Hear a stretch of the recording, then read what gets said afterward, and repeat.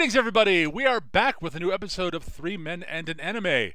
This is Peter Bowman, and as always, I'm joined by my good friends and co-hosts, Eric Carlson and Gav Leaf. How are you guys doing tonight? These days, I'm going to do that thing where you start recording and I'm saying something utterly ridiculous. And then I'll push stop and start it up again. I have powers. I can just edit it also. But you won't edit it. No, I'll just start and restart. Stop and restart. You are correct. My laziness will make me go through certain amounts of effort. You are correct, Eric. And that's the second time I got cramps. And there we go. Anyways. And I'm going to leave that in because, this week we are covering Gav's most recent series selection, Jujutsu Kaisen. I guess technically season 1, since it is almost certainly getting a second season if it's not been announced already. Oh, yes. I think it's already been announced. I'm not positive it has, but... This could be the next big one. This could be the next My Hero. Blah, blah, blah. This very well could be a lot. This one, I will say, Jujutsu Kaisen has set up what looks like an actual nominative endpoint that it could have. Yes, it does have an actual endpoint, unless the writer decides, or rather, the people paying the writer decides they want more. You mean Shonen Jump? Yeah. It's almost like it's in Shonen Jump. Oh wait, yeah. It's in Shonen Jump. Now, mind you, this has not stopped some of the mangaka at Shonen Jump going, "Yep, I'm done." But what?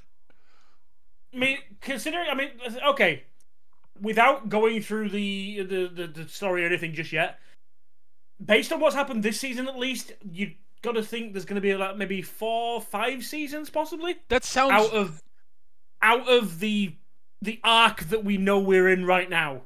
Yeah. If they decide they want more from that, yeah. I will say this much: I can think of at least one other Shonen Jump series that has an actual definitive endpoint narratively that has been stated to be actually the narrative endpoint, and it has been running for 20+ years. That would be One Piece. Just One Piece? Yeah. One Piece, yeah. Yeah, Oda's got a defined endpoint for it. I mean, he hasn't got there yet. Yeah, it's just that the One Piece world that he's planned out is fucking gigantic. Like, I have a start and an end, and Shonen Jump are there with a bicycle pump in the middle, just going... I don't think he's actually inflated the world. I think he actually planned it being this goddamn big from the start because he's a goddamn lunatic. Yeah. Oda's a lunatic, let's be real. Anyways, we should talk about Jujutsu Kaisen, which is a different show. Yes. So this is Gav's series selection, though Eric had seen it before. I had not. I'd seen a couple of episodes of it. And thought, I'll put it this way, a lot of the discourse about this series was scientifically designed to make me not really want to give it a shot. But I decided to anyways because a number of people I trust said, no, it's fine. It's not as bad. It's not as grimdark as some people are making it out to be. It's really not grimdark at all. No. Really What the ever living fuck? I mean, the manga might be. No, they were talking about the anime specifically. Oh, what? Yeah, it is. Okay, so here's the thing. Jujutsu Kaisen does have dark themes. Let's not fuck around. Yeah. Bad shit does happen, and there's a fair bit of body horror. I mean, this is... It's very fatalist, yeah. It is just barely not a seinen series. Like, just barely. Like, there's some gruesome shit that happens to people in this show. Yep. Like, Jesus. I want to make a coat rack! He doesn't... Oh, no, he does work on it, doesn't he? Yeah. Yeah, fuck. And that's not the worst part. That's not the worst. Makihito is the fucking worst. Like, Jesus fucking Makihito is... Holy crap, what a great villain. Makihito is awesome. Call him Mojito. It might be Mojito. We're going to call him Mojito from now on, because it makes people into mojitos. Actually, his name is Mojito. It is Mojito. There's no K in it. Okay. I was just looking back. Mojito, not Mojito. He is not mint. Well, he could be if he wanted to. He could make you mint. Mojito. Okay. I miss. Yeah, he could actually. Anyway. So this is the story of a young high school student who has ridiculous natural physical abilities. Shonen hero. Yeah. More so than usual. A little bit, yeah. He's somehow this fucking superhuman freak. He's not special. Well, no, Yet. he is. That's the thing is, is. no, everyone acknowledges. Yeah, he's basically like we're talking like he's a 15-year-old high school student who's got the physical abilities of Captain fucking America. Pretty much, yeah. I mean, we're introduced to him episode 1 where he's like a slacker and he's not pulling his weight and he's not doing anything. And like he's in gym class and not trying, and his coach is basically giving him shit. Actually, so he's joined the occult club because they asked him to. And he's like like, a lot more sure, fun. that sounds like fun. Yeah. And Yes. I can leave early enough to go and take care of my very ill grandfather. Yes. The track coach is like, no, you've got to join track. You're a physical freak. And he's like, I don't want to do track. I don't care about competition. Yeah. Okay, fine. Look, if we'll settle this, we'll have a competition. If I win, you'll leave me the fuck alone. If you win, I'll join the goddamn track team. Okay, great. We're gonna do shot put. I'm a record holder here in Japan. Wow! Ooh, look, see, I even came close to tying my record. And our boy, Yuji, picks up the shot put, holds it in his hands. Do you mind if I throw it overhand? And he's like, fine, whatever. Huck throws it way past him and embeds the shot put in a soccer net. It's like, they do a fair few like little like races and lifts and everything else. Yuji, I mean, it comes up on the screen. Yuji starts breaking like Olympic world records. yes, easily, without trying. Yeah. As I said, he's basically Captain fucking America. Yeah. Like the shot put bit, he throws it so hard he hits the soccer posts. Yep. And just embeds in it. Yeah. To the point where the coach is just like dumbstruck, just standing there for the next 10 minutes, just And staring. people start like, stacking things on his head. It was hilarious. yes. As you do. This is the right thing to do. And which one he turns to his friends in the I'll call him and say, see, I can stay with you guys now. Because, again, he cares about them. They're his friend. They've become his friends. Yeah, they're his friends. So it's a combination of, I've got friends now. Also, the club is convenient. Sweet. So this is how we're introduced to Yuji. Yuji Itadori. Let's also preface this. Yuji's a goddamn idiot. Oh, he's absolutely a moron. You know the thing that I like about him, though? He fucking knows it. Oh, yeah. He freely admits, I'm dumb. There are a few times that, God, you have to be stupider than I am to fall for that. Yeah. He literally comes out with stuff like, wow, you look as stupid as I am. Or, things like that. I love him. He's great. Yeah. He's a lot of fun. I really like him. Because he's a genuinely good-natured, good guy who just, he wants to just be friends with people and hang out and just chill, basically. Mm-hmm. But the world will not let him do that. He's about halfway between Goku and abridged Goku. Yeah. Maybe dude's not without his baggage. Everyone's got some baggage Oh, in no. this show. He's got oh, yeah. I mean, everyone's got some baggage in this show. Yeah. Except for Baby... What's his name? What's his name? Well, which guy? Gojo. Gojo has no baggage. But Gojo is perfect. Gojo has no baggage yet. I'll put it this way. Gojo is a narcissist, but he might actually be the most deserving narcissist ever. Gojo is fucking broken. He might actually be a solipsist. I don't know. Gojo is literally what he's Saitama. Yeah, basically. In this world, he's Saitama, but he's not bored all the time. Yeah, he's Saitama, but he's a troll. Oh boy, is he! Oh god, that's terrifying. Yeah. Anyway, so basically, the basic premise is our boy Yuji is approached by another high schooler from a different school, Megumi Fugishiro. Megumi is a. They point out that is a girl's first name, and he's like, yeah, I know, shut up. Yeah, I know. And it stops being an issue thereafter. So one person gives him shit about it, and he's like, fuck you. And they're like, okay. Oh, okay. We'll give you shit about everything else. There's plenty to mock about you, so, And a lot of things that people mock him about really shouldn't mock him about it. Turns out. But yeah, he turns out he's what's called a jujutsu sorcerer. He knows curse magic. He is currently hunting down.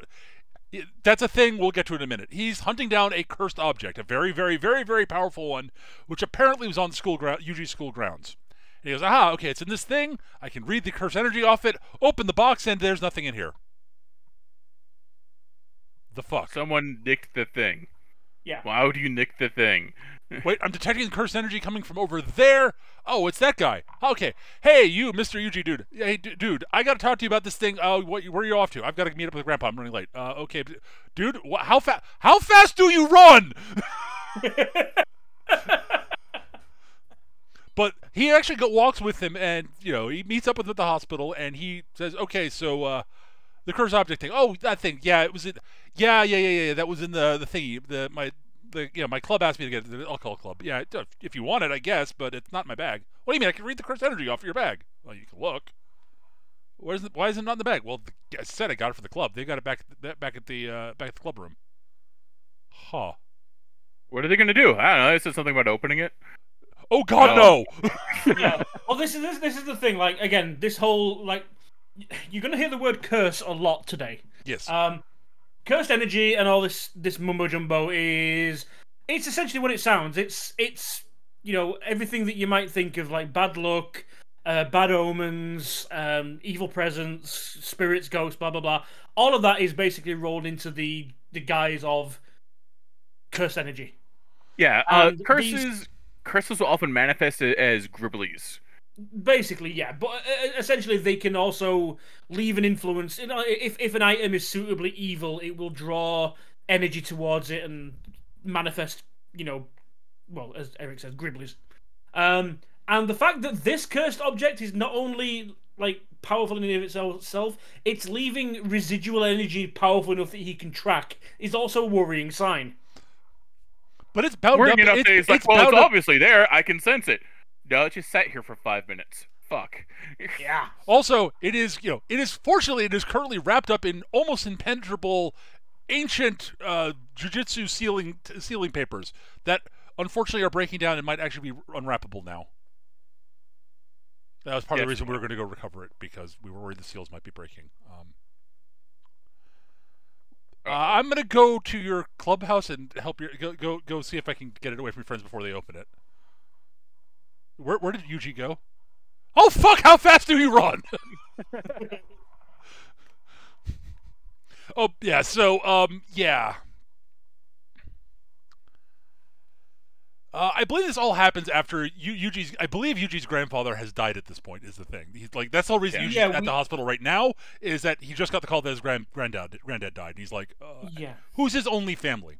We get and his grandfather leaves him with basically the advice if you can't help someone, help someone. You have an obligation to help if you can, which is I think Kierkegaard said something like that. Anyway, it doesn't matter. I've heard it referred to by as Rule 303. If you've got the means and the opportunity to help, you should. Yeah. But yeah. Also, his grandpa also at one point starts to I should tell you about your parents, and you're just like, you can tell me about that later. It's not important. I don't care about that. They're gone. And his grandpa was like, fine, whatever. Look, Yuji.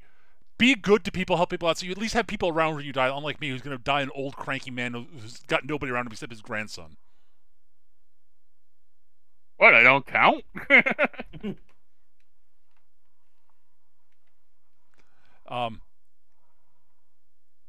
So yeah, this is the thing that ends up hanging over Yuji's head. This is his big pile of baggage. Yeah. Yeah. I mean, we even, what was just said there, his granddad wanted to reveal something to him about his parents that he brushed off. That actually never comes up again. Yeah, and I'm sure that will never be important in future. Not in this season. Don't be. No, not this season. Sure.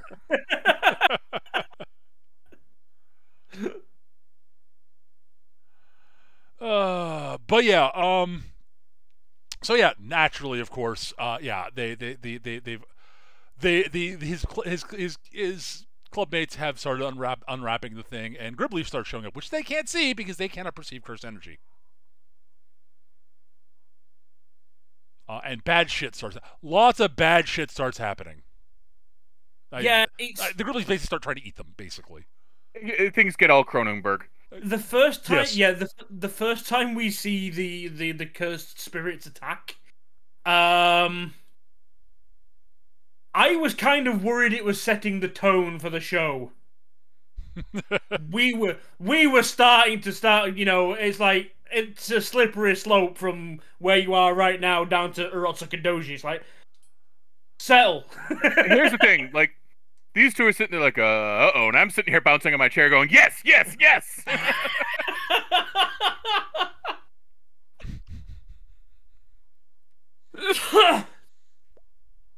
Thankfully, we never the show does have a sense for using body horror, but it uses it very well. It does not actually go too overboard, honestly.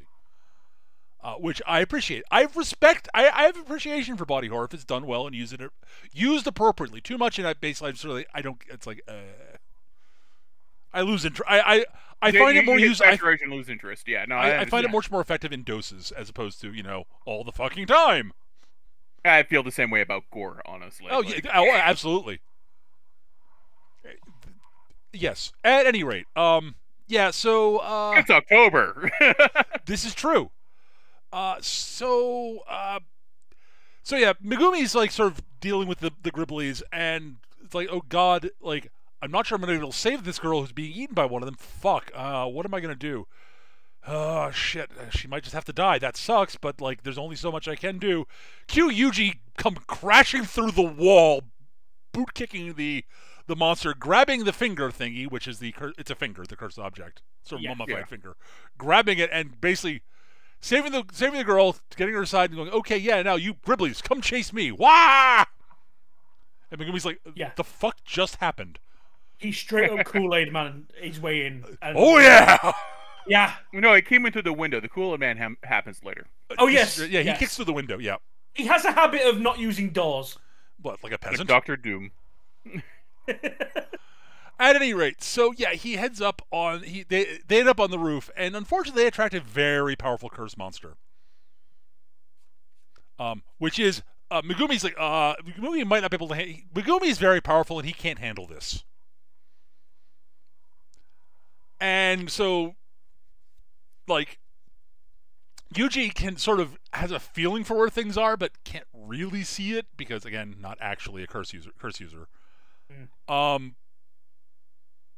I forget exactly how it came up. I think at one point Megumi at one point mentioned that like in theory, I guess if someone like ingested one of these cursed objects, they could absorb its powers. Well, but that's what he's explaining. He's basically saying that the cursed spirit is trying to get hold of that finger because it wants to eat it. And that's right. And Yuji's like, wait. So if someone this is gonna suck, and it might kill me, but fuck it, we're dead if I don't. So he eats the finger, and it works. He absorbs his power, and so this is one of this ancient, powerful Jujutsu sorcerer who, by the name of Sukuna. Basically, he's Voldemort. Basically, except that people actually mention his name, and Sukuna kind of transcends the whole curse/sorcerer thing. He's sort of an amalgamation of the worst parts of both. Yeah. Yeah, the very implication is he was at one point human. Yeah, and he basically managed to make himself a curse. Yeah. Oh boy. But yeah, he is one of the most powerful beings to have ever existed. He's literally called the King of Curses. Yeah. Yeah. And he had 4 arms. So therefore 20 fingers. Apparently the fingers are all the things that are actually left physically of him currently. In fact, I have a little synopsis here of him. Just to give you an idea. So, according to a legend, during the golden age of Jujutsu, over 1,000 years ago, Sukuna was an imaginary demon, though in truth was a human sorcerer, and other sorcerers gave their all to defeat him. After his death, he became a cursed spirit, and his curse was too strong for his body to be fully destroyed.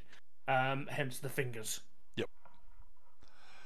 So it was literally reverse Jedi. Yeah. Yeah. Strike me down, I will become more powerful than you can possibly imagine. And did. Yeah. So so Sukuna is actually possessed Yuji at this point, and wrecks the cursed spirit's face because I've gotten out and I get to do things now. And wait, this kid's suppressing me. What the fuck? Yeah, destroys the demon and goes, Mwahaha! Now, after 10,000 years, I'm free! Time to conquer Earth! What the hell is this kid doing? Nope, this is my body, give it back! What do you mean this is your body? It's my body! Oh god, what? Ah, better. Alright, I'm in charge again. And Megumi's sitting there going, all the while, what the Megumi's like, what the fuck? There's the, fuck. We are so dead. I'm going to have to try to stop him, but I don't think I can stop even just one finger's power's worth of Sukuna. But I've got to try, and I really don't want to have to kill this guy because he tried to save me. And all the wait, he's got his willpower back. What? Are you? Yeah. Okay, the way you said that, you clearly can't be Sukuna. You just come across as Sukuna is not that cheerful or dumb. You're right. He won't shut up in my head, though. God damn it. At which point, Megumi's teacher, Gojo, shows up. Excuse me. And he basically like, okay, so, what's going on? Oh, by the way, yeah, I bought some stuff here. Yeah, hold this bag. It's got souvenirs and such, not necessarily for you. But yeah, what's going on? He seems to have eaten Sukuna's finger. Huh. So, kid, can you let him back out? Well, I imagine so, but why? Just trust me. Look, just let him out for 10 seconds. So let's make sure. You are going to let him out for 10 seconds, and then he will go back in. That is the deal. Understand? Okay, that's the deal. Why is that? Just trust me. And so he does, and Sukuna's like, what? Okay, yes. Oh, so you Jujutsu Sorcerer want to fight me? Bah, ha, ha, ha, ha. Wait, what the fuck? How fast is this guy? I can't wait. No, he's not actually fast. He's wait, what? Oh, I think I see 10 seconds is up. Fuck. Fine. The fight that's not a fight between between Itadori possessed by Sukuna and Gojo is hilarious. Yeah. Because Gojo is just clowning on the poor dude. It's also a good like, it's more of a test that Gojo now knows that Yuji can actually repress Sukuna at any point. Yes. Yeah. But yeah, so he then knocks Yuji out and drags him off to figure out what to do with him now that he's partially possessed by Sukuna. The higher-ups want to kill him because, no, bad. And Gojo's like, yeah, you're probably gonna have to die. Sucks. I actually, like, I've got a lot of respect for what you did, and you're a good dude, but, yeah, we can't let any Sukuna go around because it's gonna start, like, attracting other cursed spirits and other bullshit and such. So here's the deal. Here's the deal I kind of worked out with the principal of my school. If you're willing to do this, if we can find a way to collect all 20 of his fingers, you eat them, and then we'll kill you once you've eaten them, thus permanently killing him. And you just like, wait a minute. What happens if I say no? Oh, we execute you right now. This doesn't sound like much of a deal. It's not. No, it's a sucky deal, but it's the best I can work for you. It's either we can kill you now, or we can kill you later when you save the world. Well, but I get to save the world, right? Well, that's the plan, hopefully. All right, sure. I'm in. This kid, and Gojo makes a point. It's like, look at it this way, kid. Become you're going to become a sorcerer one way or the other, and none of us get to retirement age. We all die before we get to have any fun. I mean, that's clearly a lie because that's coming from Gojo. Yeah. Gojo's lots of fun. But Gojo's point is no one gets out of the job alive. No. And there are very few old people in this line of work. There are some. At least they look old. They might just be very young and have aged very badly. At any rate, so that's they mentioned one guy. They mentioned the one guy who has immortality, not eternal youth, but immortality. Yeah. So yeah, the long and short of it is that's basically the first episode, which we like sort of recapping the first episode to set the stage. We're of course not going to do a blow by blow of the plot because that'd be dumb. We'll be here all day, and there'll be no point in you watching it. Yeah, exactly.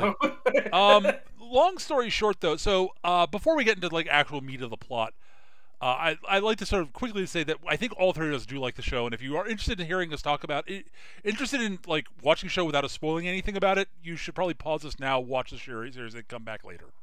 Yeah. But I think we all recommend it. It's a good. It is good, fun.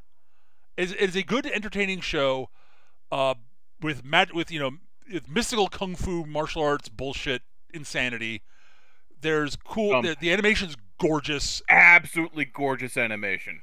Just fucking amazing. Entertaining characters and the biggest fucking troll in anime right now. Pretty much. And honestly, some really interesting themes actually that we will talk about when we go further. But like we do recommend it. It's not just a popcorn show. It's very much a popcorn show. But there's more to it than that. Yeah, and there's, I think we would be remiss in not mentioning Yuji's brother. Oh well, his self-declared brother. Yeah, and well, best friend. Toto is one of the best characters in the show. Yes, Toto's a fucking amazing. We'll get to Toto. Toto might be the second most arrogant person in the show. I think definitely the second most arrogant person in the show.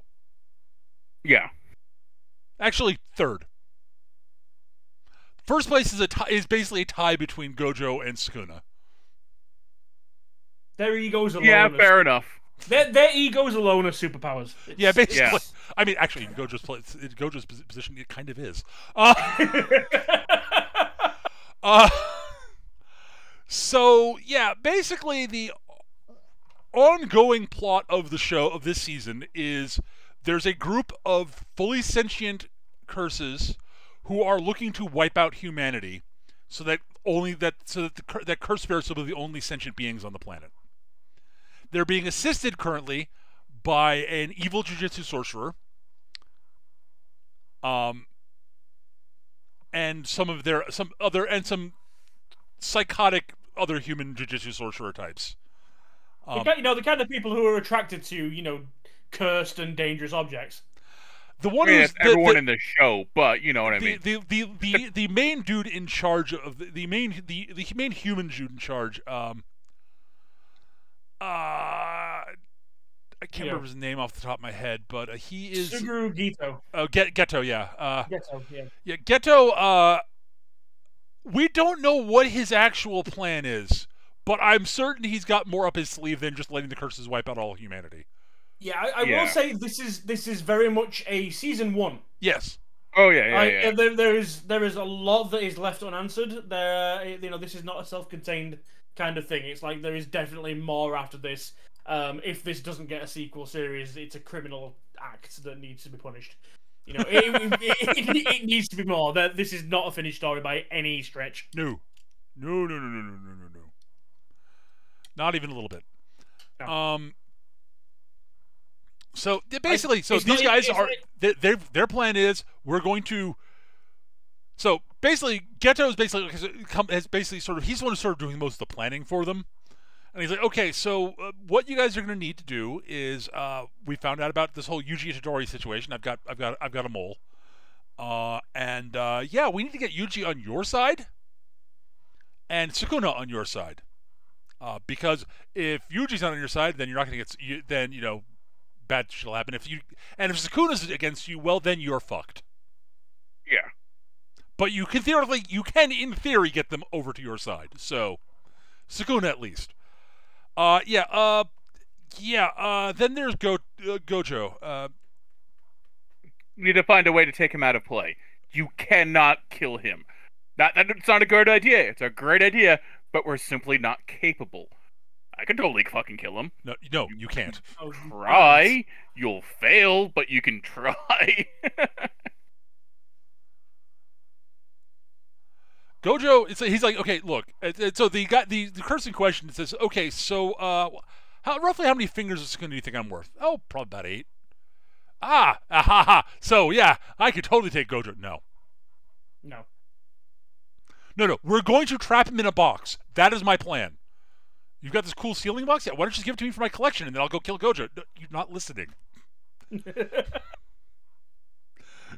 You can't kill Gojo. Now, considering, like, as we've mentioned, like, the cursed spirits, the sentient ones, they make it clear that, like, a lot of the sorcerers that we deal with have never, like, interacted with a sentient spirit before. Right. Only the most powerful ones even remotely sentient. Although normally they're just gibbering wrecks that follow, like, a basic instinct kind of situation. And, you know, the ones that can communicate and talk and think they're at the start of the show. They are unknown, basically. They're unknown completely, but you start to get the idea of, like, you know, what we mentioned earlier about, you know, cursed spirits being omens and fears and all that kind of stuff. You start to get the idea that this one, the guy that's going on and on and on about how he was just easily going to go kill Gojo, Jogo, I think his name is. Yeah, the Jogo. Jogo, it's implied that he's basically the combined sum cursed fear of natural disasters. Yep. Of, like, I mean, he's basically a walking volcano. Yep. So, you know, for those, I mean, not to move off, but for those that, like, follow 40k, it's the same sort of situation as the Chaos Gods. You know, not quite up there, but he's like he's oh, not power level, but I mean the thematic of it. It's like, yeah. You know, he's so strong because Japan as a country is terrified of natural disasters. Right, and there's another one that sort of represents the fear of Mother Nature, basically. Yeah. And there's another one's the fear of the ocean. And there's there are basically four of them. There's literally the one who's basically the fear of humanity itself. Yeah. That's Mahito. Holy fuck. Mahito's the youngest and initially least powerful of the group. Yeah. I'm not sure about the fear of humanity itself. I think it's because of the way that his powers work and the questions that he always asks. It's the fear of, I won't say the unknown about the afterlife. It's the fear. Well, of he's specifically humanity's hatred for itself, basically. Yes, is specifically what it is. He's fixated on the. He always asks the question, "Do you believe in the soul?" Because he does. Oh, he can see it. That's because he can see it. He can touch it. He can change it. Yeah. But we'll get to these guys more of them in a bit of detail. But that's the overarching sort of plot for the season. Is the overarching plot A are these guys trying to basically set up things so they can blow up the world. They can blow up humanity because they decided humanity sucks. They are lame. They should go away.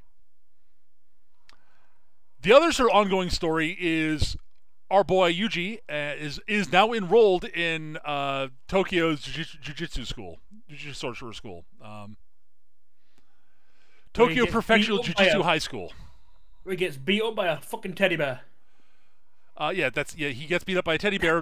One of the principal's teddy bears that's been animated kicks his ass until he actually comes with a more suitable explanation for why he wants to become a Jujutsu sorcerer. Then I want to save people. No, fuck. That's just gonna get you killed. No, fuck you. I will say, as dark and gritty and everything else that this show gets, they are really creative with the cursed power abilities. Absolutely. No, so one of the things I like about the various curse techniques that people use is that one of the ways to power them up is explain how they work to your opponent. Yes. Because then it's being fueled by your opponent's imagination as to how it works, as well as your own. Yep. Like, and that's really cool. Some people literally some people literally have, like, clauses written into their curse because they have to they deal with pacts and all that kind of shit. Some people literally have clauses that, like, literally, if I explain my power to you, then it magnifies. I mean, that's sort of a general thing. It happens quite often, yeah. As for the reason Eric mentioned, but, like, it's also like it's a known technique basically to do that. But people, there are definitely sorcerers who will put limitations on their own powers to make them stronger in certain other areas. I'm off the clock. Yeah. Fuck, I've got to work overtime. Yeah. Yeah, one of the recurring characters is a former salaryman who investment banker type who his powers, he's limited his powers that they work at a certain level from 9 to 5, and if he's forced to work past 5 o'clock, well, that's when shit gets real. Because he's so confident in his own powers that he works 9 to 5. He's like, my powers are good enough, limited to this level during normal business hours, that if somebody's pushing me further, I'll stall until it's overtime. Yep. And then they're fucked, hopefully. By the way, he's a cool character. He's a very cool character. Yeah. Yeah, he's very much he was an investment banker and very much was not of the proper disposition to be an investment banker, especially not the bank he was working at. He was way too conscientious for that bank. Yeah. He cared too much about his customers. I've been in that exact situation. So yeah, we're introduced to the other first years of Tokyo Jujutsu High. One of them is Megumi, and and we're not long afterwards introduced to Nobara Kugasaki. Yeah. Nobara's fucking awesome. Nobara's great. She is. She's Bakugo. Yeah, except she's not as perpetually angry. No, yeah, she's as disdainful. She has a dial. Yeah, she's capable of dialing it back. Yeah. Also, Nobara's that sarcastic friend who's always like giving you like hilarious insults that you think she might actually mean. She is admittedly not the nicest of people, and she's sort of might have borderline personality disorder. I mean, yeah. But here's the thing: all Jujutsu sorcerers are fucked up in the head, like all of them. Yeah. Every single one of them. Yeah, Yuji's got a savior complex. Megumi's let's just say Megumi's got some anger management issues. It's why he's always so calm. Seems so calm. Nobara is sort of a borderline sociopath. She's not fully. Yeah. She has empathy. She just doesn't like it. Yeah, I do find it amusing actually that. And as I said, Gojo is a narcissist. I actually mean that legitimately. Yeah. But yeah, I do find it amusing, like in the intro and the outro. Well, the first outro especially, they display and like show off Kugasaki as being your typical, anime, female protagonist kind of situation. Like all happy and smiles and all the rest of it. It's like, no, you are misrepresenting this lady. She will beat the fuck out of you, and she will smile while she's doing it. Oh, she's happier. That's when she might be happy. Yeah. Yeah. To be fair, she does enjoy like eating out and going shopping and stuff. And, oh yeah. No, there's a wonderful scene between her and one of the girls from the other jujutsu school, and the other girl's going on about like how she's bringing up very important, very valid points about how much it sucks to be a female jujutsu sorcerer, and how you have to be both cute, pretty, and strong. And and Nobara's like, fuck that noise. I like me when I dress up cute and such, and I like me when I'm strong and badass. Fuck it. I don't care what other people think. Fuck you. It's like kick your ass. Oh, she's a great character. No, she is. She's legitimately like she's just cool. And like one of the things I love about this show, and it takes a while to actually get all the pieces together. Yep. But like just those three idiots bouncing off each other, just running around. Oh yeah. It's so much fucking fun.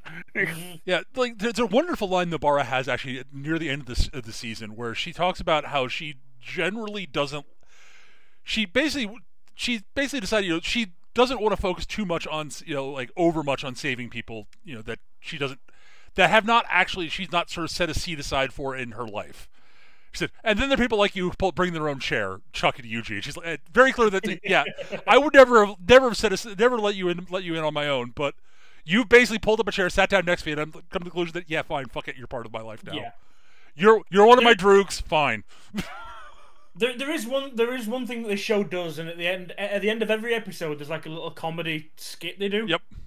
kind of like a release for all the pressure of the show, which as you're watching this weekly probably helps, and just gives you the sort of flavor of these two. It's like Yuji runs up to Nobara and Gojo while they're like just sitting waiting, and it's a hot day. They're pissed off.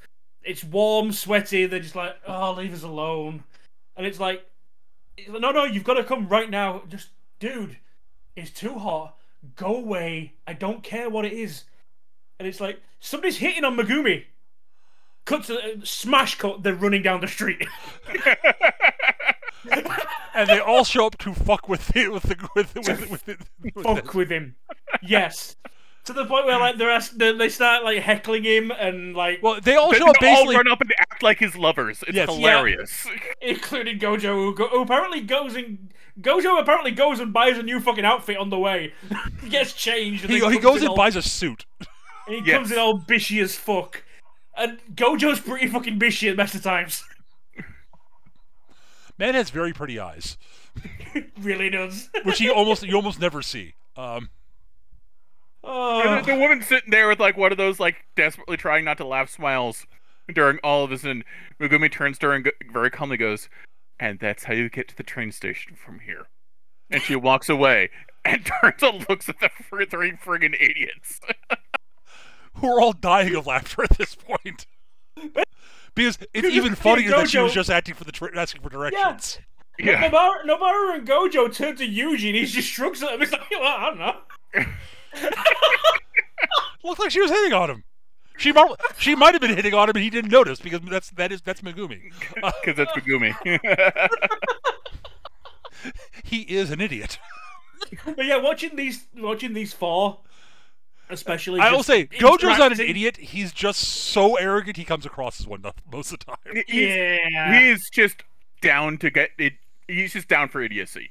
Yeah. He's too smart for it, but he thinks it's so much fun. He just jumps in anyway. Yeah. He's an utter troll. Yes.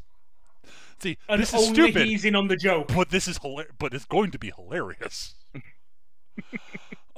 Yeah. So, based over the first chunk of it, the Ascension curses sort of weave in and out, but there's definitely arcs of our trio. Basically, starts off with them sort of fighting a few less powerful curses. They get involved in a really nasty situation at a school where there's a very powerful. It turns out there's a special class curse there that has one of Sukuna's fingers. It turns out, and shit goes real bad, like real bad. One of Megumi's power basically revolves around summoning like what are effectively tamed demons out of his shadows. Yep. And he loses 2 of them. He doesn't get them back if they're destroyed. Nope. On the plus side, so to a quick wrap up, we could do a quick wrap of their power, of the main trio's powers quickly. Yuji's all about I punch you real good. I punch you real good with curse energy. Yuji is about as subtle as a brick through a plate glass window. And he's done it once or twice. Yeah. I'm trying to think of something less subtle than a brick through a plate glass window, and the only thing you think of is Yuji. And Eric's described Megumi's powers. He summons shadow demon things out of his shadows, and he's got to take the form of various kinds of animals. Yeah, and it's implied he's got a couple of traits. The other bit is that when one of his summoned things dies, its powers do not go away completely. They feed into the rest of his summons, making them more powerful. He can learn new ones along the way, but yeah, like it's a case of if it's dead, it's dead. Yeah. He does figure out that he can store like curse-imbued objects in his shadow also. Yes. Yeah, so that comes later. But yeah, he starts off and he's got like 2 or 3 that he uses on the regular. He's got a pair of dogs, a thunderbird, and a giant snake. And the frogs. Oh, and the frogs, yeah. He later is able to summon a small pink elephant. Yes. He loses the snake and one of the dogs. Yep. Yeah. Nobara's ability involves a straw voodoo doll, sympathetic magic, iron spikes, and a hammer. Yeah. Yeah, she basically channels curse energy into nails and is a nail gun without the nail gun. Yeah, she just hits the nail hard enough for the hammer to send it flying like it were a nail gun. And if she gets like some of your blood or hair, or God help you, a finger or arm, you're just fucked. Yeah, because she's all about sympathetic magic, basically. She's scary. Yeah. And she's a little crazy. So, although the really scary shit she pulls at the end of the season really couldn't have happened until she started to learn to trust other people. I was gonna say, like, one of the craziest, most awesome things she does is one of the towards the end of the season, they fight these two guys with like cursed blood. They spit their blood at you and it infects you and basically causes instant necrosis. She's like, so wait a minute, your blood is now coursing through my veins? Yes. Oh, you're fucked now, and starts driving nails through her hand to attack them. And the guy's like, the fuck? And she's like, like, blood in and of itself isn't that big a link. Like, it especially, like, you know, far outside the body. But when it's tied up with your cursed energy and all this, yeah, that's actually a good link. Yeah. You're literally feeding, you've created the link. You're feeding your curse energy into your blood. I'm just running back along it. Now, this is a terrible idea unless I have someone who can take advantage of the situation I'm creating, because I won't be able to take care of it myself, because I'm driving nails through my hand. Fortunately, Yuji's here, and I actually trust him to deal with the situation, because I don't like trusting people, but I trust Yuji. This has spent the entire season hammering it through his skull that he's worthy of that trust. Yes. And yeah, and it's a really cool bit. It's really well done. But that's also like the degree of crazy. It's like, oh, you're fucked now. Start driving nails through her own flesh. She basically says, we're going to play chicken now. Either you let the curse go, or we'll see what happens first. Do I die from your curse, or do you let it go because this is causing you far too much fucking pain? Well, I won't possibly. Second nail. Oh, fuck! Are you crazy, lady? Yes. I got a third nail right here. I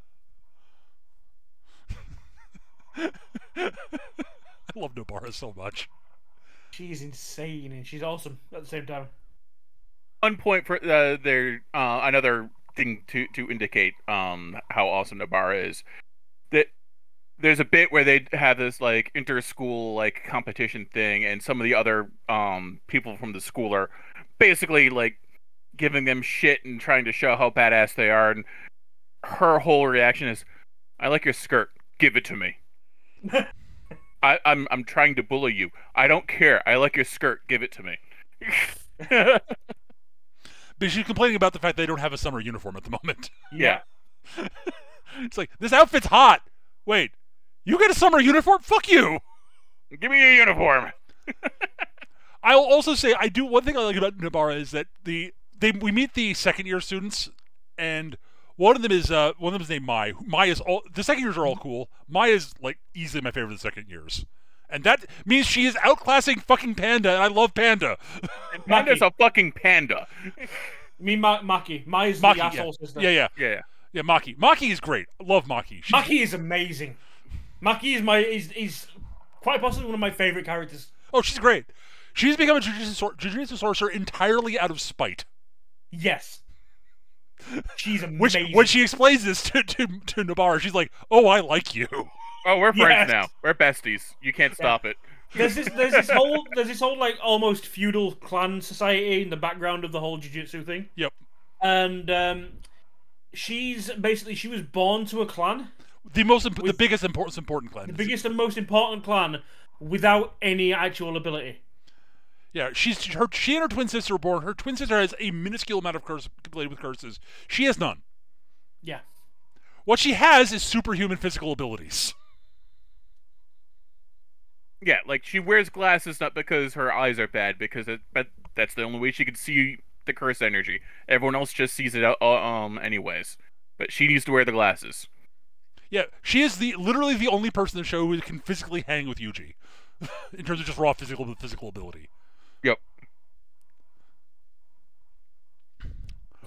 By the way, I think she is an indication No, that there's Toto. Oh, well, Toto's not as fast or strong as Yuji is.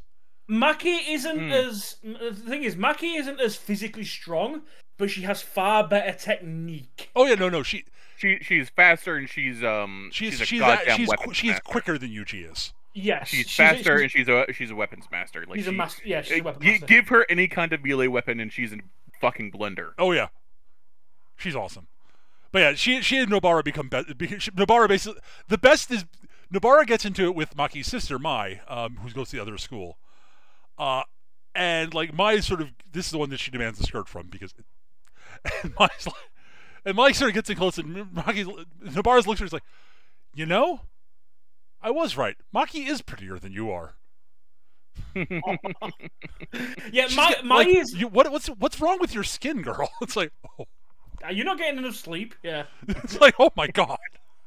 Like Mai is that exact. So, like we just mentioned, she's from that high class family, but she knows in herself she's a relatively weak example of that family, so she's overcompensating by dialing up the bitch to 11. Yeah.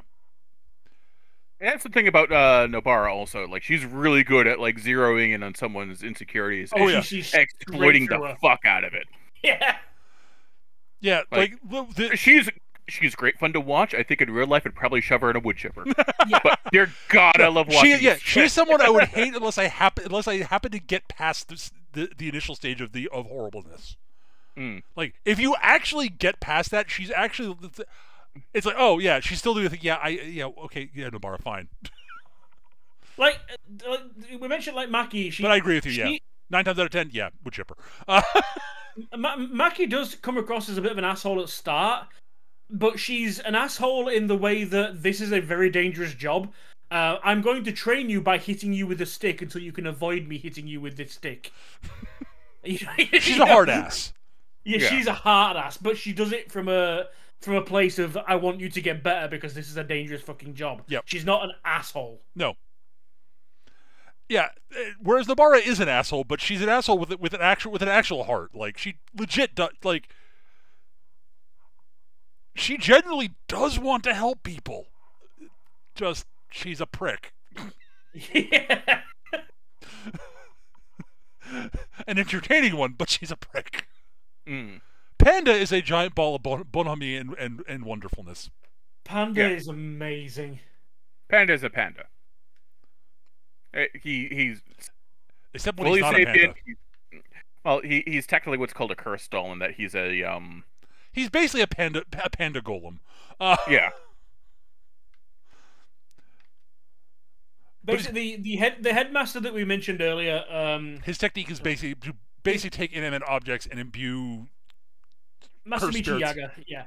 cursed spirits into them to animate them. He fights with dolls that he animates, so cursed dolls that he makes, and Panda was essentially him experimenting and seeing just how good a doll he could make. Yep. To the point where Panda is actually a living, breathing, figuratively, curse in his own right. I think Panda is actually living, breathing. I think he is actually a panda with the just basically uplifted by cursed energy. No, he's a doll. He's a doll. When he gets his ear blown out, you can see the stuffing. Oh, that's right. You're right. I forgot about that bit. Yeah, which is adorable. He's an actual doll that, from what I understand, has basically gained, like I say, he's a cursed technique that has gained independence from its caster. Yep. And is a wonderful sweetheart of a bear. It really is. Except when he very much needs not to be, and then run. Yeah. Yeah, there are two other cursed spirits. Panda, go do this thing for me. Sorry, and Panda, no speak English or Japanese. Oh, Panda's the best. But yeah, so the other school, basically the headmaster of the school wants to kill Yuji and off because that is the thing that is supposed to be done. Oh, we also find out, one of the other things you do find out is that Gojo has a plan for the whole Jujutsu sorcerers. Because the upper class are fucking idiots and are assholes and they need to go. Yep. And it's like, yeah, I could kill them all myself, but then no one would follow me. And that would just not fix the situation. So what I need is to build an actual army to follow me. And then when I take down the corrupt ruling caste, we can fix things. So that's why I become a teacher. Gojo's monumental narcissism at work. Yep. But also, again, he's coming at it from a position of actually well-meaning. He wants to fix things. Not wrong. Oh no, he's not completely wrong. fucking right. Yeah. Yeah. The from everything we've seen, the guys in charge are in fact hidebound and corrupt. Yep. Yeah. Well, I wouldn't say they're corrupt, but they follow the book. They're corrupt. Are they? Oh yeah. I didn't notice that. They're corrupt in their own way. Their corruption feeds into themselves and weakens them in a lot of ways and makes them more hidebound. They only care about the upper clans. Really, is the thing. Yeah. It's corruption in that it's keeping the status quo. Yes. Rather than adapting to this new threat that's clearly beyond what any of them have ever dealt with before. Uh-huh. And if you don't change, you die. Yep. And Gojo's been saying there's shit gonna become like if someone like me has come into the world, there's that indicates things are getting more like the curse energy is getting more powerful. We might be heading back to the battle days in terms of curse powers.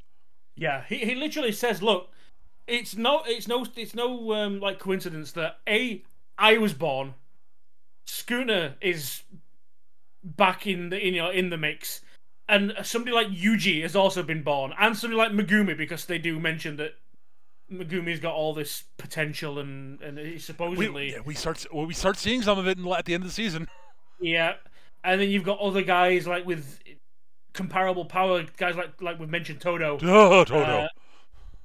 They're basically living in an age, as far as these sorcerers are concerned, it's escalation. You know, they're living in an age of freakishly powerful sorcerers.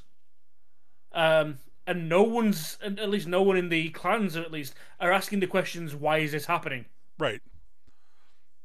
Oh no, clearly it's because of our natural superiority of the clans and the breeding programs we've set up. Obviously.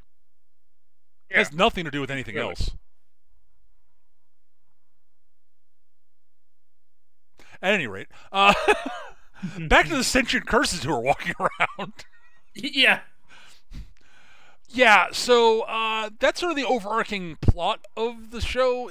So there's that. There's the big horrible thing at the school, where things go really wrong, and Megumi loses some of his shadows. Nobara nearly gets gacked. Yuji gets gacked. Yuji dies. He gets better, but he dies. He gets better. I mean, it turns out Sukuna's got some shit, like dude's got some tricks up his sleeve. But yeah, he gets dead. He catches a bad case of dead. And it's not terminal. It turns out it wasn't terminal because Sukuna's a cheating bastard. Yeah. His being not dead at this point is being kept a secret for a while Gojo trains him to actually use curse energy, because fuck. It'd be good if you could actually use your curse energy that's in you. Hey, look, you're learning how to do this very quickly. This is awesome, but also a little terrifying.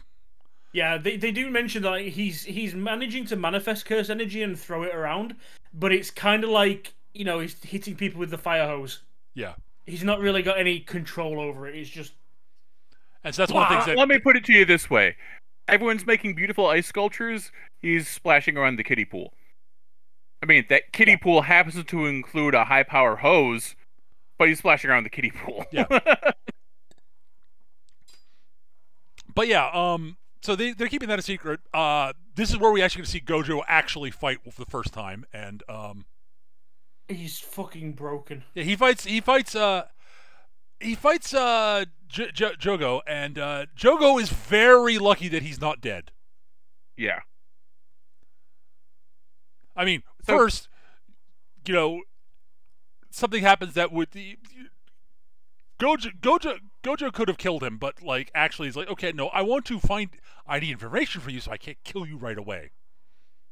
Oh, your friend came. One of the other sentient curses came and saved you. Huh? I didn't think curses would actually save each other. Interesting. I'll file that one away.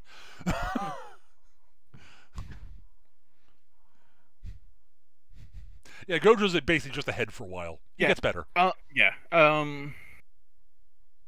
What's his name? I suddenly just. Which one? Gojo, the teacher guy.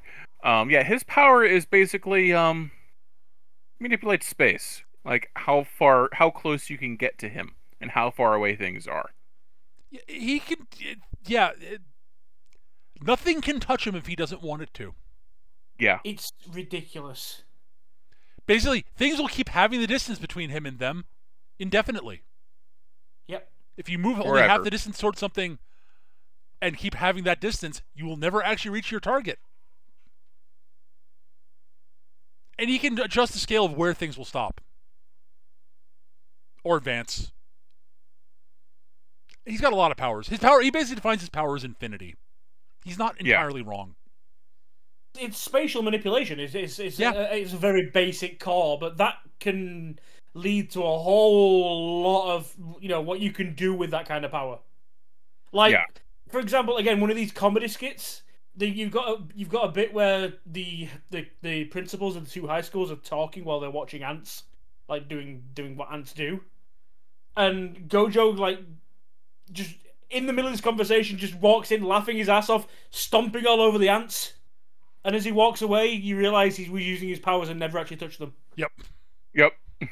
So, red-shifting the entire fucking area.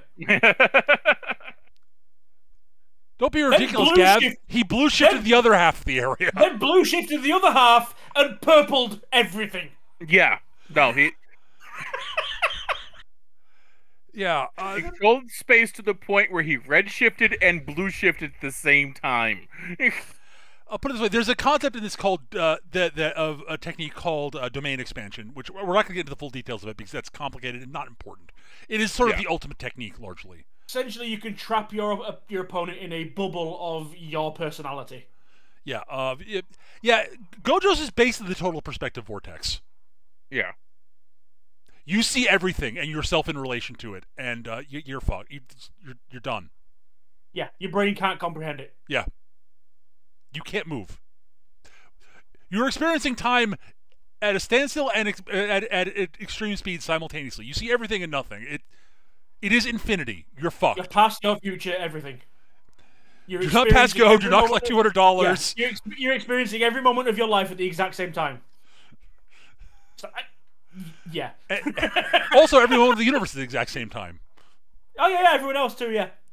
You're experiencing infinity. Have fun. Gojo can move freely within this. You're fucked. Yeah. Gojo is fucking broken. Which is the point. And this is why...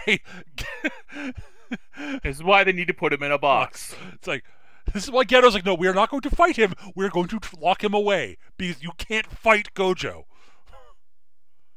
No, you don't understand. You can't fight Gojo. Stop trying. But we finally Yuji actually meets Todo. Todo is a very, very simple man. He's a very strange boy.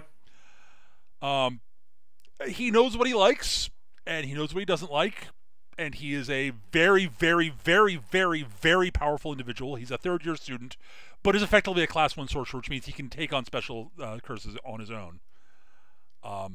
He's this immensely physically strong individual, very incredibly fast, agile. Basically, if it wasn't for Maki and Yuji, he would be the most physically terrifying person in the show. He's still he's still close to them because of he's also tougher than either of them. Yes. Mm. Like Yuji's close. Yuji's stronger, Maki's faster, he's tougher. Yep. Yuji can take a beating, no problem. Todo doesn't seem to notice it. Yeah. Yeah. That's the difference. He just shrugs everything off. Yeah. He's also I mean, Maybe not with Maki because they don't really go into her mindset, but with Todo, he's also a very tactical fighter. So he looks like a dumb brute, but at regular points he'll be like, narrating what's going on in the fight. No, he's actually, when it comes to fighting, he's a genius. There's no question about that. Yeah. He has to be because of his power. He's a thinker. He is a thinking fighter as opposed to the reactionary fighter that Yuji is. Yuji fights on instinct. Gojo fights on a plan. Not Gojo. Todo. Todo's also just... Todo's dumb as a stump until they start talking about anything regarding philosophy or fighting. Yep. Then suddenly he's, no. This guy wrote this, and it applies to this in this way, and blah blah blah blah blah. And then you punch him. The thing is, I don't think Todo's not stupid. It's just that he uses intelligence only on things he gives anything resembling a shit about. True. Which what he cares about is fighting, defeating curses, and fighting evil curse users. Fighting, and his favorite idol. His the women he finds attractive, and philosophy. Yep. And sports in general, you get the impression. He seems to like sports, but from the brief moment he's involved in the baseball episode. Yes. Baseball episode is fucking amazing. It's great. They do this. So when we first meet Todo, his first thing is he asks Megumi, "So, what kind of woman do you like?" And he answered truthfully, "Hate boring answers." Megumi gives the most boring answer, which means there's a fight. Later on, there's a fight between Todo and Yuji, and he's like, "Okay." In the middle of the fight, he's okay. What's your favorite kind of woman? What type of woman do you like? I don't know, like tall chicks with a big ass. We're now best friends. He sort of explains that people's preferences and fetishes and the like tell you a lot about who they are and how they operate. Yeah. So there's more to it than just what it is on the surface. Yeah. Yeah. But it's also what it is on the surface on top of that. And to Todo's credit, when he first asked Megumi hesitates, like, say whatever you want, man. Women, children, women, whatever, guys, don't care. Just need an honest answer. Like, if you're into guys, that's cool. I don't care. Want an honest answer. And turns out Megumi is kind of dull when it comes to that sort of thing. I don't know, I guess, like, a nice girl? You are very boring, man. A nice girl who can hold a conversation with me. It's like, yeah, oh god, you're so boring, you have to die. I'm so sad. I wanted to like you. But I can't, apparently. I have to kick your ass now, sorry. What? You're going to be a boring fighter too now. Wait, you're not a boring... Wait a minute, there's more to you than I thought. You're... Yeah. Maybe your answer was not as honest as you thought. It's entirely possible, actually. Todo is responsible for some of... Yeah. Todo's responsible for some of the best action in the show, and also some of the funniest fucking bits. Oh god, yes. Yeah. During the bit about the baseball episode that gets us is they start going through each, almost even though we've already met all these characters and know what they can do, they start giving little rundowns and biographies of the characters, character name, position, this, that, or the power, and then a little blurb about them at the bottom. And Todo's is something along the lines of played middle school baseball with Yuji played baseball with Yuji in middle school. And at the end, Yuji denies this. He didn't go to the same school.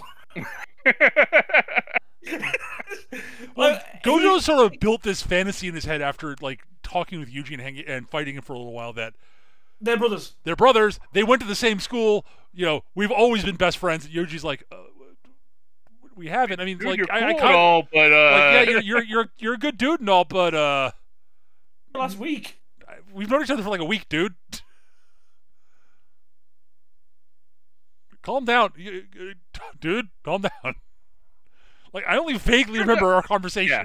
You kind of punched me in the head a lot. Also an amazing teacher, because during the fight he's like, you've got potential, but you keep on fucking it up. This is how you fix it. But this is how they taught me to do it. Yeah, but you're trapped in the paradigm they said in there. You need to expand it out that way. You can't become trapped in that one thing. So, like this, yes.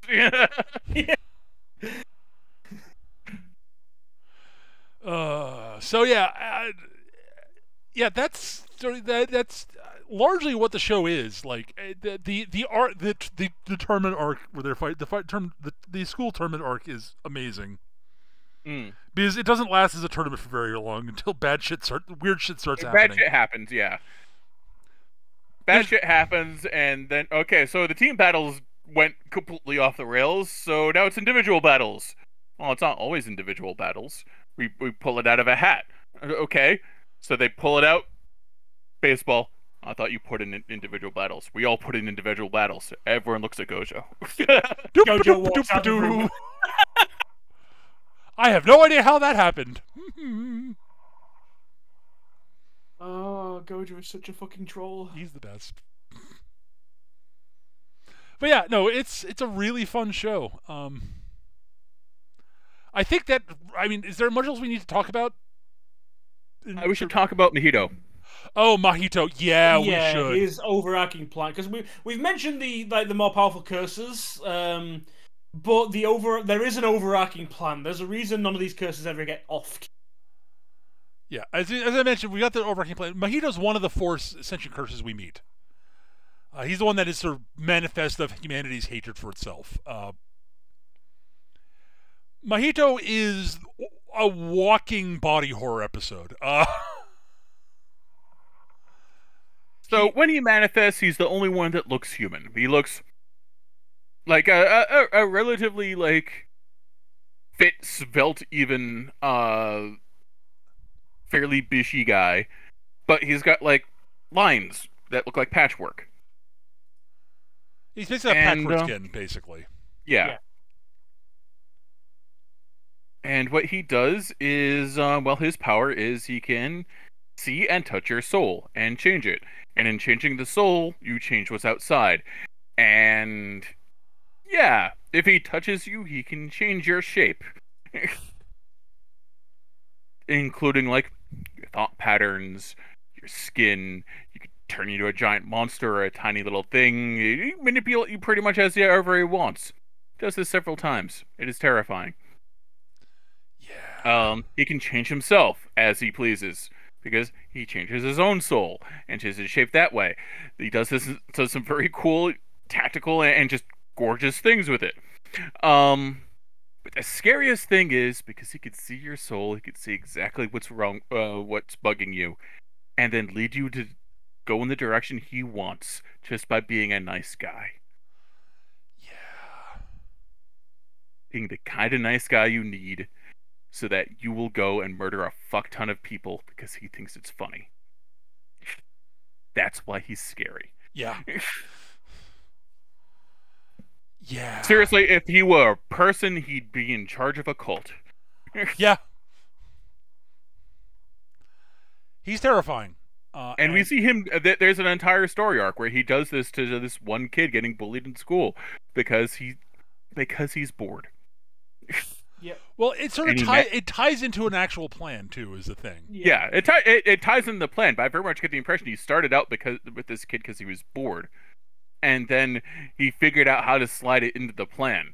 Well, yeah, he started out I'll fuck with this kid. This kid, whatever, fine. Oh, wait. Yuji's involved in this? Oh, I could use that. I can use everything in this. Yes. Yeah. Because I'll manipulate the kid into this situation, which will put Yuji in a position where he has to relinquish control to Sukuna. Then I can convince Sukuna to join us. It'll be perfect. And what do you mean Sukuna's not coming out? Yeah, it turns out the one person immune to Mahito's soul manipulation is Yuji. Not because Yuji doesn't have a soul, he absolutely does. It's just that Sukuna's standing in the way. Which means you have to go with Sukuna, and Sukuna does not like being Sukuna does not like the bad touch. Yeah, Yuji has a housemate. That's the problem. Yeah. Well, it turns And it's out, like that in order to manipulate Yuji, he'd have to manipulate Sukuna's soul, and he can't do. He may be able to manipulate most people's soul. He can't manipulate Sukuna's. And Sukuna does not like the bad touch. There is a He great gets very scene, upset actually. when it's... There is a great scene where, because we've had this bit already where like a representation of Sukuna inside Yuji is this like inside what basically looks like the inside of a rib cage on a throne of skulls, and Sukuna's sat there and like just chilling out. Ankle deep blood everywhere. And It's very blood, yeah. it's very heavy metal album. And yeah, Mahito basically goes to try and morph Yuji, and he's pulled inside. He's like, wait, what's going on? He connects. And he sees Sukuna there, and Sukuna's like, okay, so look, kid. It's like, yeah, look, I know what you were trying to do, and it's kind of funny, but no, I'm gonna let this one slide because you didn't know I was here. You didn't know this would happen, and I think I'm amused, so I'm gonna let this one go. But we're not friends. Yeah. We're not friends. We're not getting along. We happened to share a moment. We were both laughing at Yuji's ineptitude. That was funny. I agree with you. But no, we're not. I'm not. You're not. I'm not going to work with you or for you. So go away. Yeah. Don't ever come here again. You get one. This is your one. Yeah, he specifically says, "Do not touch my soul again, or I will kill you."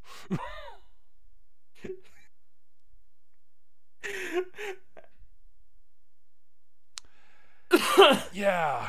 About that. So yeah, that leads to, let's just put it this way. He gets very, very, very, very lucky when he accidentally does it again. Well, the thing is, he's got one of those. Sorry, I forgot what the name of the power is. Domain expansion. The domain expansion. He develops it during the big fight. During the fight, and it's a power that basically lets him, like, his drawback of his abilities is he's got to touch someone to be able to mutate their soul. So people who are evasive or weapon masters or whatever else can avoid him and not get touched. So his domain basically means that whoever's inside is always in physical contact with their soul. And well, basically being in someone's expanded domain basically means that their ultimate techniques will automatically hit. It's like one of the There's no dodging it. Yeah. And he catches. It's not Yuji. It's the salaryman. Whose name? The salaryman. Yeah.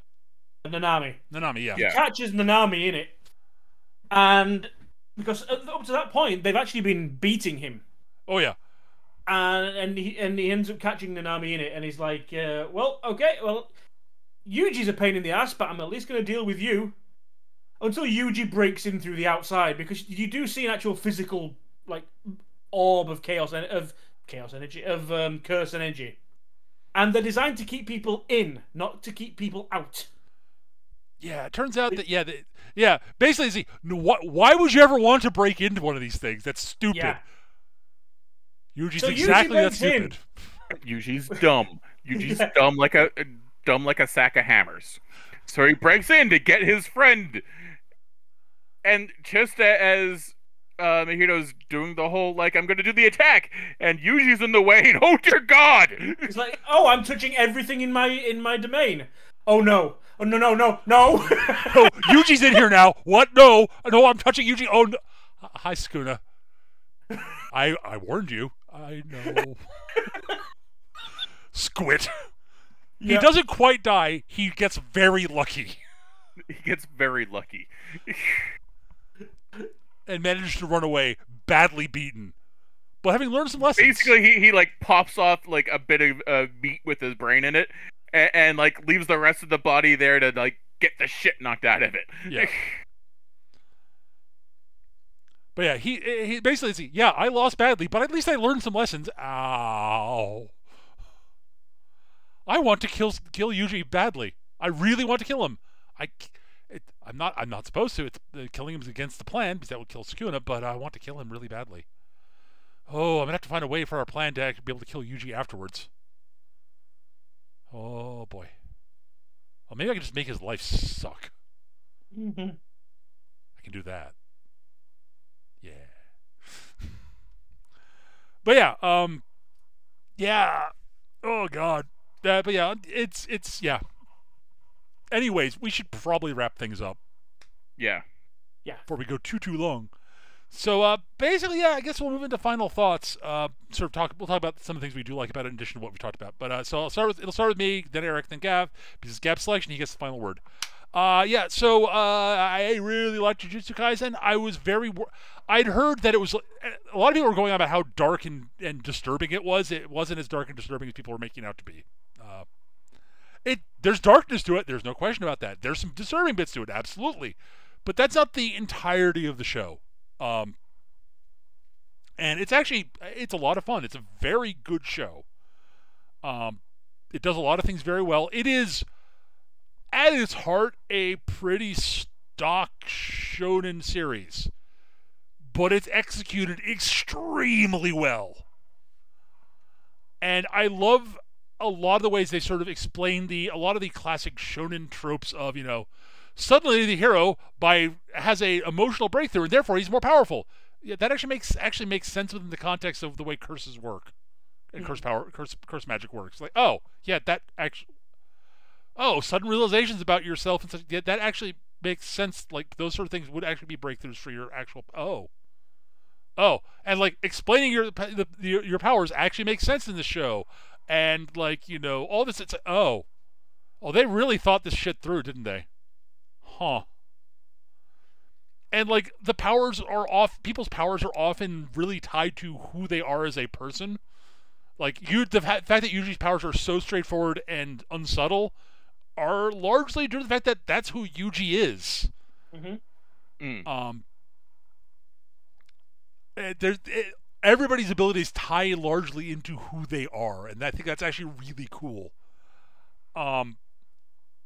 And yeah, I think it's just a really, really well executed shonen show. Is it my favorite show of the recently? No, but it's way up on my list. I've really enjoyed it, and I'm very much looking forward to next season. The animation, as Eric will point out, he'll be able to explain it better than I will. But the animation is great. The music is almost all great. None of us are a big fan of this second ending theme. I don't think it's a bad song per se, but it just stylistically does it. I don't think it necessarily is. It's just a style none of us like, I think, is what it boils down to. And it doesn't really fit the show, in my opinion. It's just so bland. I agree with you, but like I'm not willing to write it as say it is. It's not bad. It's not good. It's just there. It's a total nothing song. I largely agree with you, but I could understand why someone might actually kind of like it.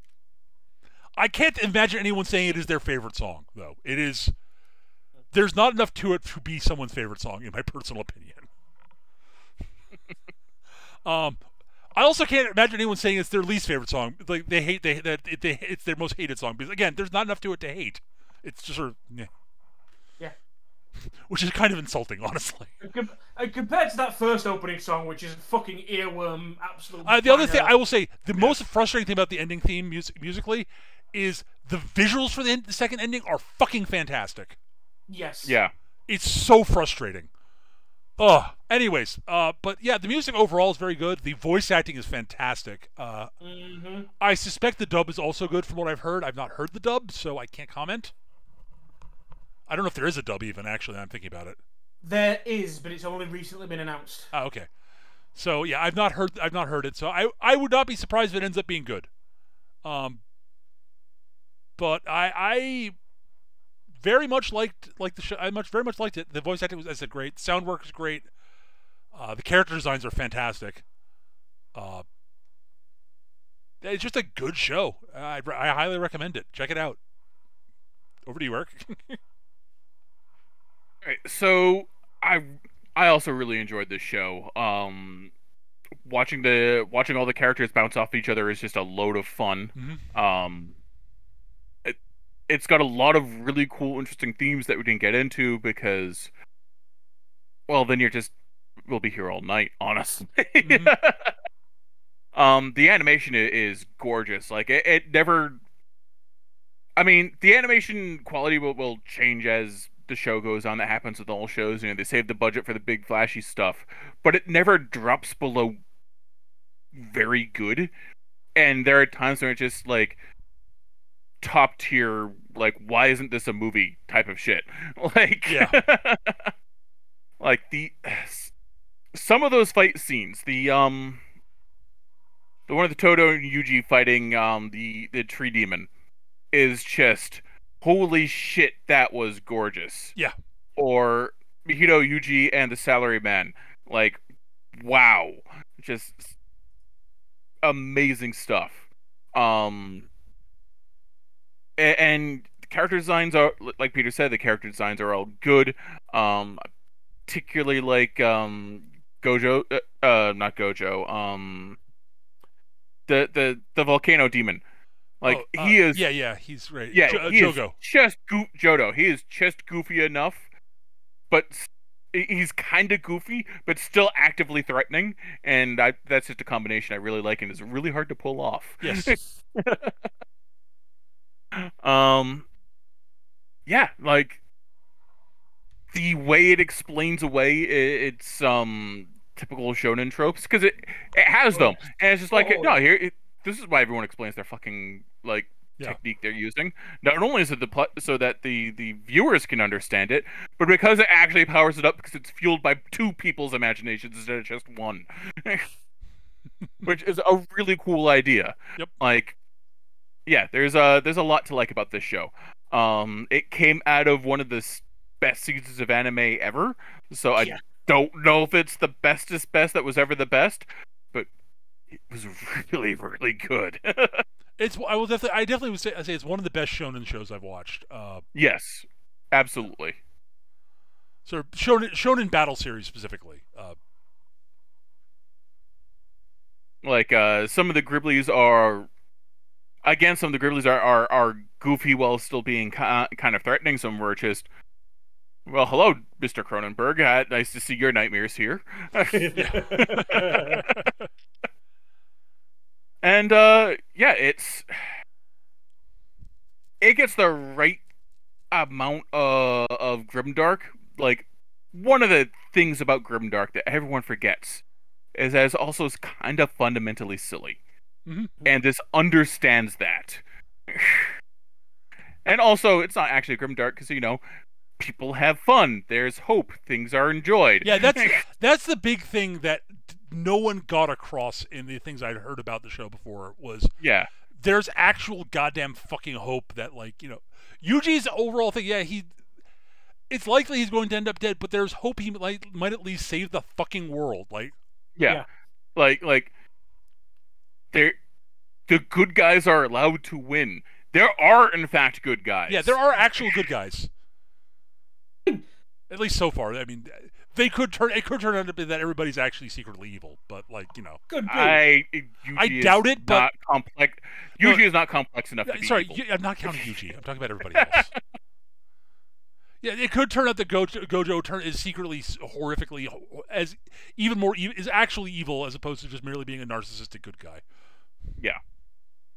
I mean, he's a narcissist. He probably actually is, but that requires a degree of caring I'm not sure he's entirely capable of. Well, the big thing is he genuinely seems to give a shit about the world. So yeah, and yeah, everyone. The characters are all just a lot of fun and well written. Mm-hmm. Like, yeah, go watch the show. It is a lot of fun. If nothing else, you're going to have a lot of fun. Yeah, I agree with that. It's one of those shows that will reward you the more you look into it, but you can enjoy purely on the surface level. Yeah. And that's Eric. That's what I got to say about it. Yeah, I mean, this is the thing. It's as has already been said. It is typical shonen fare. I mean, if you go in looking for the tropes, they're there. Oh yeah, absolutely. Like, I pointed a few out just in passing, just because it's my pure sense of humor. But, like, you know, the for example, the three guys, the three-man team of the two, you know, the gung ho lead that punches everything, the sullen black-haired dude with, you know, family issues, and then the tomboy girl that, you know, that comes along. with their white-haired spiky, white spiky-haired master with a blindfold. It's Oh no, the there's definitely elements of Naruto right the fuck there. There's shit like that. yeah. They poke it. I mean, hell, 2 or 3 times I literally shouted at Megumi, "Stop being Sasuke." And he usually did. I'll put it. He usually did. And he usually did. Yes. And I will say flatly, Nobara, so not. What's her fucking Sakura? Oh, she's not Sakura. No. Oh, Jesus Christ. Well, Nobara never actually just cries for no good reason. But what I mean in this is, I think this is absolutely this is completely deliberate. This is the mangaka, the writer, just poking a little bit of fun. Oh yeah, because it's a standard of it's all the way from Naruto through to fucking build fighters. Yeah. You've got the same fucking absolutely. setup. But it's like it's the little bit of poking fun. The character design of Gojo is so much fucking I forgot his name Kakashi.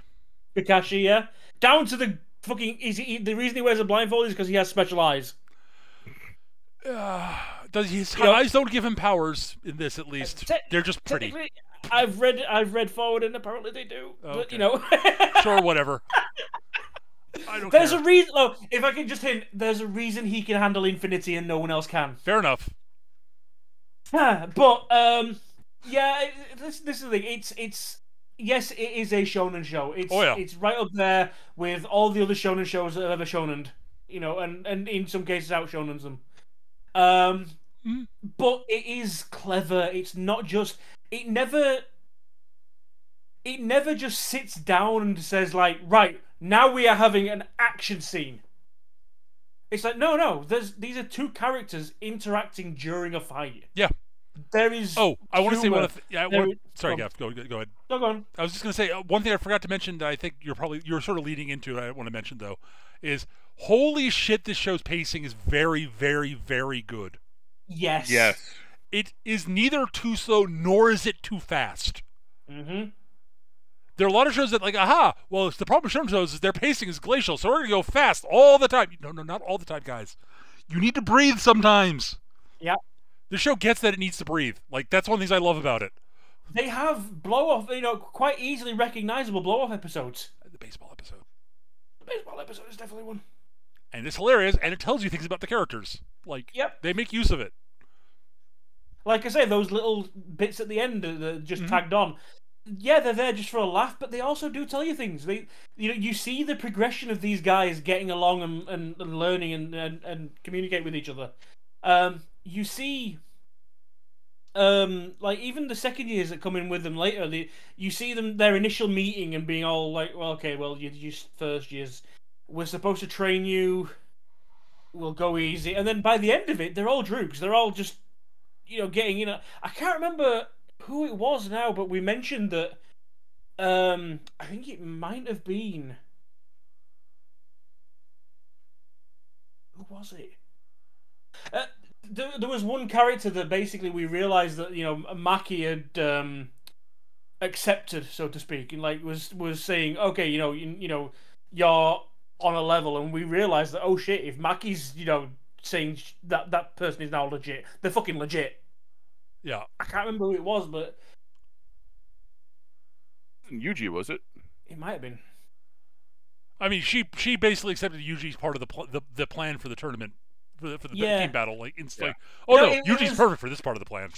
It was more along the lines of something like her, like it's one of those casual off the cuff sort of comments that a character would make, but it's just like, yeah, you've got my backing, and it's like, I think it was Megumi. It might have been Megumi, yeah. Yes, it was. Like, yes, it was when he came into himself and realized that he could handle more than he thought he could. Yep. And it was like we were like watching it like, oh shit. She just vouched for him. It's like, yeah, that's big shit from Maki. Yeah. Yeah. And it's like, all right, okay, shit's about to get real, and it did. Oh yeah. But like I say, they never shut down. They never decide. The writers never decide. Right, I'm going to write a fight now, or I'm going to write a comedy, or I'm going to write a this, or this is where they're just going to have fun. It's like, oh, no, it's characters interacting during scenarios. They don't suddenly change You don't get goofing off and then serious fight. You get kind of a blend of it all throughout the show. And I appreciate that. It helps the world building. It helps the character building. It helps you identify with the characters if they're not, playing a certain role in a certain situation and only that. But yeah, I'm waffling now. But it's a good show. Go watch it. I know what I mean. My brain just doesn't do the wordy talk thing. So yeah, that's a resounding 3 thumbs up from us, guys. Go watch the show if you haven't. It's a lot of fun. We all recommend it. As is often the case with the shows we cover in this we end up all liking it. It's almost like we actively try to pick shows. Generally, try to pick shows we think we're all going to like. Or at least all find interesting in some way, shape, or form. Until I get bored and throwing a fucking hand grenade. We've all missed. All right, so it's my turn to pick something. And I've got it sort of narrowed down to 2 shows right now. One flip. And one of them is revisiting a series we've covered before, but another season of it. And the other is something that's come out recently, but might not be everyone's cup of tea. So I can either go with the show I know we're all going to enjoy, or we go with the show I think is actually very good, but might not be everybody's cup of tea.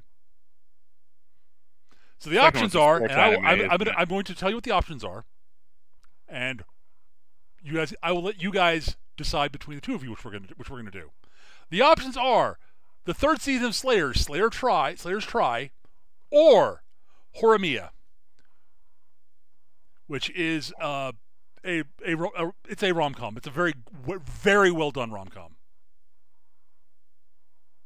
which I've talked about before. I've seen Slayer's Try, and it's a lot of fun. I haven't seen Horimiya, but it's a rom-com. I will say this much: the 2 leads are dating by episode 4 or 5, and it's a 12 or 13 episode series. Are there giant robots involved? There are no giant robots involved. Are there horrible tentacle monsters? There's high school. Oh dear God! I am shocked. Wait a minute, this is a Japanese. There's always giant robots or tentacle monsters in Japanese high schools. Nope. It would be very mundane if it wasn't for the fact that it's still anime. There are some. It's the one about the guy who sort of the male lead is sort of a sullen, withdrawn guy, but large part of that is because he's got long, straggly hair and everyone thinks he's an otaku. He's not an otaku. It's just that he's covering up his piercings and tattoos and shit. Oh, right. The one with the himbo, right. He's remember very everyone much talking about this. He's very much a himbo, yeah. He's a very nice guy who's it's a good show. It's legitimately a very good show. All right. Well, I'm going to vote for Slayers, but that you should take that as a grain of salt because it's a rom-com. I just like doing things we don't always do. This is true. Which is why I'm kind of leaning towards that. So it's going to come down to you as a tiebreaker anyway. Okay, so so you have your one for Horimiya. We're doing Horimiya then. Oh, sorry, Eric. All right. It's only 13 episodes, Eric. Okay. I'll just do Legend of the Overfiend for my pick. Seen it. We've all seen it, or at least I've not seen all of it. I've seen parts of it. I've seen enough to know that I know how I will react to it. Oh, it's terrible. It is absolute garbage. Like, yeah, Eric, don't do that. You know what my reaction will be. It's not even particularly well animated. Eric, just I'm warning you. You pick something like that, you know my what I will do to you, and I don't want to do it because it'll hit me too. But I'll do it. Glass Fleet is sitting right the fuck there. Yeah, there's no need to break out the attack nukes here. I'm just giving you a warning. I'm of course mostly kidding because then I have to rewatch Glass Fleet, and I don't want to rewatch Glass Fleet. It's bad. And I didn't drop Glass Fleet on you guys after Gav made us watch Killing Bites, so you know. It's had a premise, and that's it. Nothing else. I'll say this for Killing Bites: It had sexy lycanthropes trying to kill each other, and it still lost me. Yeah.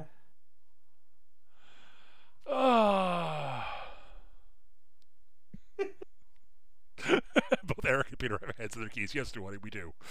Yeah. I apologize for nothing. Anyways, thank you for everybody for listening. We hope you enjoyed the episode. We'll be back after we finish Horimiya, so probably 3 weeks, roughly, be my guess, depending. Yeah, that sounds about right. 3 to 4 weeks, somewhere in that range. We record the show. When we record it Tuesday nights, starting about 7:30, 8 p.m. Eastern on twitch.tv/MechaGM.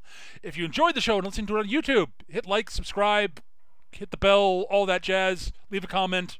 Feed the algorithm and make sure that you do things so you know when next episode comes up. So, cool. But that's going to do it for this week, guys. Thank you so much for watching. I hope you guys enjoyed, and we'll see you guys next time. Take care, everybody. Have a great rest of your week, month, whatever it is. Period of time. Bye.